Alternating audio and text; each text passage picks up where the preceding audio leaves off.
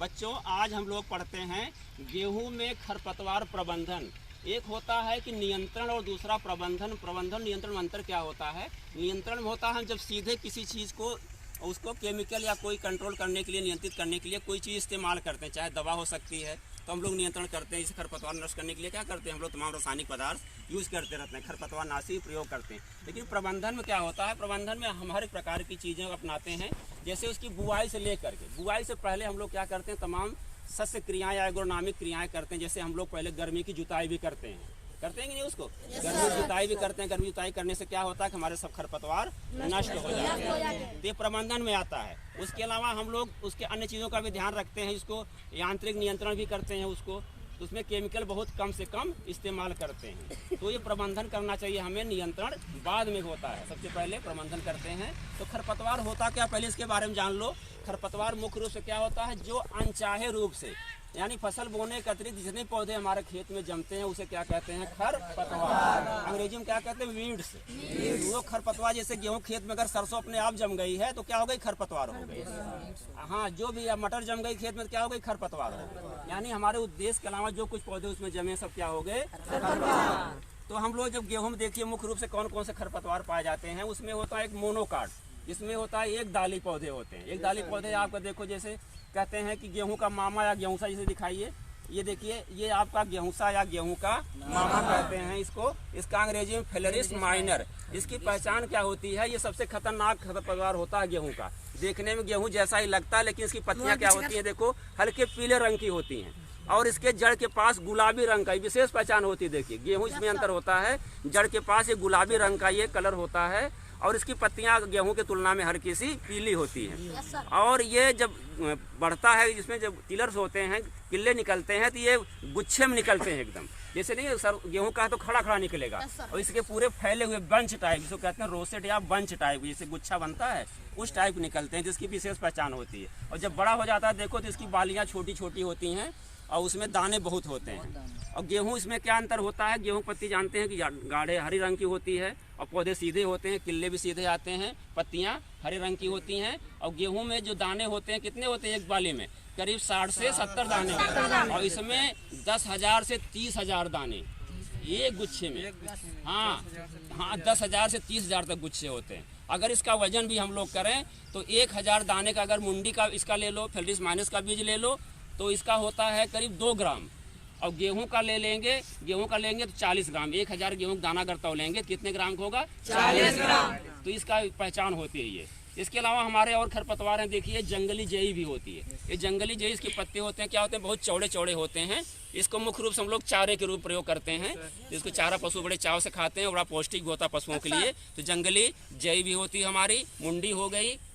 इसके अलावा देखो ये एक दाली में मोनोकाटिलिडेंस में आते हैं, ये दूब घास है। दूब घास भी देखिए होती है, अगर ये फैल जाती है तो क्या करती है कि पौधों के जितने हमारे पोषक तत्व होते हैं सब ग्रहण कर लेती है। ये हमारे एक दाली वाले हो गए। इसके अलावा हमारे 2 दाली वाले, देखो ये है हमारे कृष्णनील।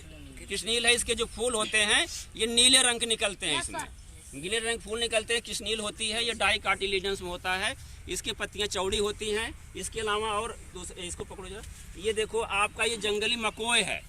जंगली मकोय होता है। इसी तरह एक करेथुआ होता है, करेथुआ होता है। करेथुआ भी इसी टाइप पत्तियां होती है, थोड़ी सी पतली और लंबी होती है।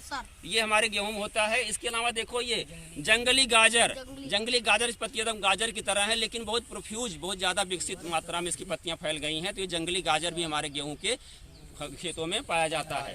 इसके अलावा देखो सबसे कॉमन खरपतवार सभी लोग पहचानते हैं, क्या है, बथुआ। इसको कहते हैं, अंग्रेजी में नाम है चिनोपोडियम एल्बम। ये हमारा खरपतवार है, लेकिन हमारे स्वास्थ्य के लिए भी बहुत अच्छा होता है। हम लोग इसको साग के रूप में या नहीं इस्तेमाल करते हैं, खाने में भी प्रयोग करते हैं। स्वास्थ्य की दृष्टि से बहुत अच्छा माना जाता है। इसके अलावा देखिए गेहूं में और पाया जाता है क्या, सत्यानाशी। सत्यानाशी, इसका अंग्रेजी में नाम है अर्जिमान मैक्सिकाना। इसमें क्या होती है, पत्तियां कटीली होती हैं और ये इसकी एक विशेषता और होती है कि इसको जब फल आता है, इसमें देखो काले काले सरसों की तरह इसमें फल आते हैं।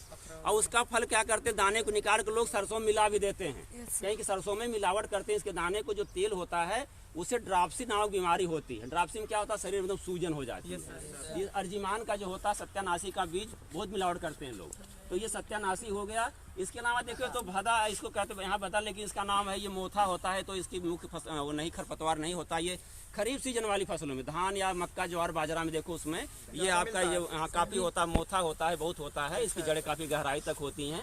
ये देखो आपकी एक होता है ये आपकी चिकोरी जो बरसीम में पाया जाता है, ये तो बरसीम में चिकोरी है, चिकोरी घास होती है, ये भी खरपतवार है। ये देखो गेहूं पाई जाने वाली एक अकरी और अकरा होता है, तो ये हमारे अकरी का पौधा, अकरी और अकरा का पौधा है। ये देखो गेहूं की फसल में ही पाया जाता है, ये भी जो है डाइकोटिलीडन्स में आता है। ये हमारा ये खरपतवार ये हो गया। ये अकरा है, इसकी पत्तियां चौड़ी होती हैं। ये देखो अकरी है, अकरी क्या होती है, इसकी पत्तियां और बारीक बारीक होती हैं। इसके अलावा देखो ये 1000 दाना का पौधा होता है। 1000 दाना भी देखो इस समय रबी सीजन का ही खरपतवार है, तो 1000 दाना भी ये हमारी रबी सीजन पाया जाता है और गेहूं में भी कभी भी देखने को मिलता है। इसके अलावा इसको बाद में बताते हैं, अभी इसके बारे में पहले इसको सुन लो। अब देखो ये हो गया खरपतवार, हम लोग जान लिए क्या होता है। ये नुकसान क्यों फसल करता है हमारे, फसल कैसे नुकसान करेगा। ये देखिए, ये जो हम लोग खेत में देते हैं, अपना खाद देते हैं, पानी देते हैं, तो क्या करता है, हम तो दे रहे हैं अपने गेहूं के लिए, लेकिन जो पौधे होते हैं क्या करते हैं, ये खरपतवार होता है, ये भी उसको खाद को ग्रहण कर लेता है।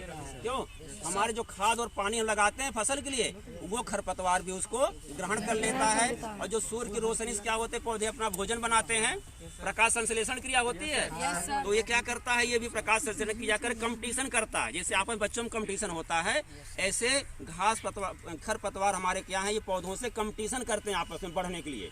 तो ये पौधे जैसे बढ़ते हैं उसके साथ ये भी बहुत तेज बढ़ने लगता है। तो ये क्या करता है, हमारा गेहूं से कमजोर हो जाता है। तो इसको कंट्रोल करने, इसके मैनेजमेंट करने के लिए हम लोग क्या करेंगे, सबसे पहले गेहूं के खेत में जो खरपतवार होगा कैसे नियंत्रित करोगे उसको, तो हम लोग क्या करते हैं, सबसे पहले इसमें यांत्रिक क्रियाएं, एक होता है सस्य क्रियाएं या यांत्रिक क्रियाएं होती है। एग्रोनॉमिकल प्रैक्टिस से क्या हुआ कि हम लोग गर्मी की जुताई कर दिए, जिससे खरपतवार नहीं होगा, पहले नष्ट हो जाएगा। गर्मी की जुताई करने से जो हमारी दूब घास है, तमाम खरपतवार है, सब सूख जाएंगे और हमारा जो मोथा वगैरह सब सूख जाते हैं उसमें।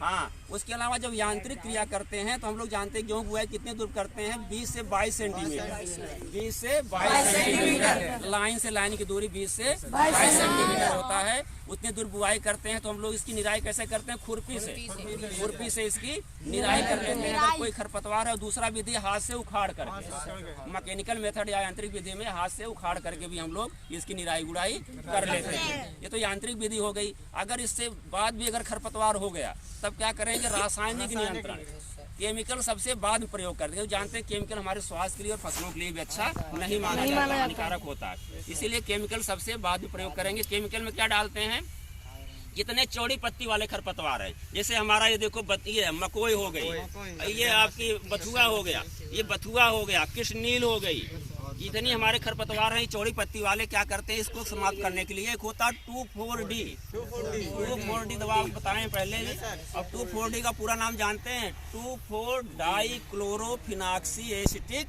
एसिड, 2,4-D शॉर्ट में लिखा जाता है। 2,4-D दवा आती है, उसकी 625 ग्राम मात्रा, कितनी 625 ग्राम मात्रा को करीब 500 से 600 लीटर पानी में घोल करके कितने दिन पे, 30 से 35 दिन पर, 30 से 35 दिन पर इस पर खेत बगैर छिड़क देते हैं। जितनी चौड़ी पत्ती वाले खरपतवार हैं सब नष्ट हो जाते हैं। ये तो चौड़ी पत्ती वाले हो गए। अब जो सकरी पत्ती वाले हैं उसके लिए क्या करते हैं, जैसे जंगली गाजर है, आपका है अकरी अकरा है, और ये हमारी दूब घास है, और गेहूंसा वगैरह जैसे हमारे यहाँ मुंडी है, ये सब क्या करते हैं, मुंडी समाप्त करने के लिए क्या करते हैं, एक दवा आती है आइसोप्रोट्यूरान, आइसोप्रोट्यूरान दवा होती है, उसकी 1.25 लीटर, 1.25 लीटर, हाँ 1.25 लीटर लेते हैं। उसको लेकर के 600 से 700 लीटर पानी में घोल करके उसका छिड़काव करते हैं, कितने दिन पे, 30 से 35 दिन पे छिड़काव करते हैं। जितनी हमारी ये घास है, ये जई है, हमारी दूब जई है, और जितनी पतली पत्ती वाली है, और आपकी फ्लरिस माइनस गेहूं का मामा, इसको छिड़कने से सब सूख के नष्ट हो जाते हैं। इस तो फ्लरिस जो हमारा ये है, इससे कम प्रभावी हुई। एक दवा और आ गई, सबसे अच्छी दवा इसमें चल रही है, उसका नाम है सल्फोसल्फ्यूरान। दवाई हुई है, वो सबसे अच्छी दवाई इसमें चल रही है। तो उसको कैसे इस्तेमाल करते हैं हम लोग, उसका 33 ग्राम, बहुत थोड़ी मात्रा है, कितना 33 ग्राम या 2.5 यूनिट आती है, उसको पैकेट में यूनिट आता है, 2.5 यूनिट लेकर 2.5 यूनिट और 33 ग्राम लेकर के 300 लीटर पानी में 30 से 35 दिन पर छिड़क देंगे तो जितने हमारे गेहूं का मामा है यानी फलिस बाइनर है, जितना जई है, ये सब क्या होती हैं, सब नष्ट हो जाती हैं। आइसोप्रोटोरान या सल्फ्यूरान 2 दवाएं सबसे बढ़िया है पतली पत्ती वालों के लिए, और चौड़ी पत्ती वाले के लिए कौन है, 2,4-3। हाँ, सबसे बढ़िया जो है खरपतवार नाशी दवा है। इसके अलावा देखो तो हम लोग फसल पर छिड़कते हैं, कुछ दवाएं ऐसी आती है जब हम बुआई करते हैं उसके 2-3 दिन के अंदर छिड़क देते हैं तो हमारे खरपतवार जमते ही नहीं, उसे कहते हैं प्री इमरजेंसी यानी जमने के पहले छिड़काव। उसमें दवा हमारे एक होती पेंडीमेथिलीन, दवा का नाम है पेंडीमेथिलीन दवा होती है। वो पेंडीमेथिलीन की मात्रा होती 30% होती है और उसकी मात्रा लेते हैं 33 ग्राम। कितना? 33 ग्राम लेते हैं और उसको जो छिड़कते हैं 500 से 600 लीटर पानी में, बुआई के 2 से 3 दिन बाद, बुआई के 2 से 3 दिन बाद खेत में छिड़काव कर देंगे तो खरपतवार जमेगा ही नहीं। ये शुरू का कंट्रोल है, खरपतवार जमेगा नहीं तो हमारा गेहूं एकदम स्वस्थ रहेगा। उसके अलावा एक दवा और आती है मेट्रीब्यूजिन दवा आती है, उसकी 250 ग्राम मात्रा 600-700 लीटर पानी में घोल करके अगर जमने से पहले छिड़क देते हैं तो खरपतवार हमारा जमता ही नहीं। ये शुरुआत के हमारे ये क्या करते हैं, जिसको नियंत्रित करते हैं। इसके अलावा देखिए हमारे खास हो गए, अब ये खरपतवार नष्ट करने के लिए एक वहाँ जबलपुर में संस्था बना है, राष्ट्रीय खरपतवार नियंत्रण के national weed research centre Jabalpur में। जबलपुर कहाँ? मध्य प्रदेश में। वहाँ पर खरपतवार नियंत्रण के लिए तमाम प्रकार की खोज होती हैं और नए वहाँ पर से जो रिसर्च हो करके किसानों को जागरूक किया जाता है। इसीलिए बनाया गया इसे खरपतवार, क्योंकि हमारी फसलों को करीब 10 से 40% तक नुकसान पहुँचा सकता है। अगर खरपतवार आप टाइम से नहीं नियंत्रित किए तो क्या होगा कि सब के सब हमारी फसल नष्ट हो जाती है। जितनी लागत आपकी है सब गेहूं की, सब बेकार हो जाएगी। तो हम खेती क्यों करते हैं? अधिक लाभ के लिए करते हैं। तो ये हमारे जो होते हैं गेहूं का खरपतवार का नियंत्रण हो गया। देखिए कुछ खरपतवार हम और दिखाते हैं, ये अभी ये वाली दिखाई। देखिए ये सबसे खतरनाक एक घास हमारी है, ये इसको कहते हैं पार्थेनियम घास। पार्थेनियम घास या गाजर घास के नाम से भी जानते हैं। ये पार्थेनियम घास जो होती है, इसको क्या इसकी विशेषता होती है, इसको अगर पत्ती आप रगड़ दीजिए हाथ में तो क्या खुजली होने लगती है, खुजली होने, एक्जिमा होता है, शरीर में सूजन आ जाती है, चर्म रोग हो जाते हैं। तो ये पार्थेनियम घास बहुत खतरनाक घास है, तो ये बहुत देखने को मिलती है। तो इसके कंट्रोल करने के लिए तमाम देखो हम लोग रासायनिक पदार्थों की यूज करते हैं। एक बैक्टीरिया आ गया, जीवाणु जाइकोग्रामा, एक बैक्टीरिया, क्या नाम है जीवाणु का? जाइकोग्रामा बाइकोलोराटा। एक प्रकार का जीवाणु है, उसको छिड़कने से क्या होता है कि हमारा एकदम नष्ट हो जाता है, ये पूरा उसको खा जाता है, इससे ये होती नहीं है। जबकि इस समय देखिए आपके चारों तरफ खेतों में खड़ी रहती है, रोड किनारे, नहरों किनारे ये जो होती है पार्थेनियम घास बहुत पाई जाती है। इसको नष्ट करने के लिए क्या करते हैं हम लोग? बायोलॉजिकल कंट्रोल करते हैं। सबसे पहले हम लोग खरपतवार नियंत्रण करने के लिए सबसे प्राथमिकता देनी चाहिए हम लोग मैकेनिकल यांत्रिक विधियां और शस्त्र विधियां, क्योंकि जानते हैं ज्यादा केमिकल प्रयोग करने से पंजाब जानते हैं कि सबसे अधिक केमिकल प्रयोग करता है, सबसे अधिक गेहूं का धान का उत्पादन करता है। इतना अधिक केमिकल यूज किया कि आज वहाँ कैंसर हो रहा लोगों को, बहुत अधिक कैंसर हो रहा। अपने खाने के लिए गेहूं क्या कर रहे हैं, मध्य प्रदेश मालवा क्षेत्र है वहां से मंगा रहे हैं लोग, तो और वहां एक कैंसर इतने अधिक मरीज हो रहे हैं, कैंसर ट्रेन चलानी पड़ी वहां से, इतना ज्यादा। तो केमिकल को हमेशा बचना चाहिए। सबसे अच्छा ये हमारा होता है कि हम लोग मैकेनिकल हाथ से उखाड़ दें, खुरपी से निराई गुड़ाई कर लें और पहले से उसकी जुताई कर दें जिससे खरपतवार न हो। यानी जो केमिकल होगा वो क्या होगा, हमारे वातावरण को भी प्रभावित करता है।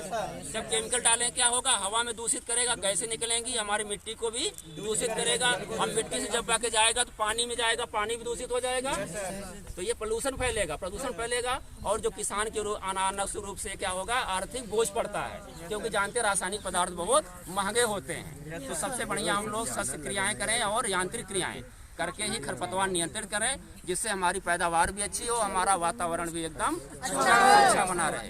तो यही क्लास समाप्त करते हैं। धन्यवाद।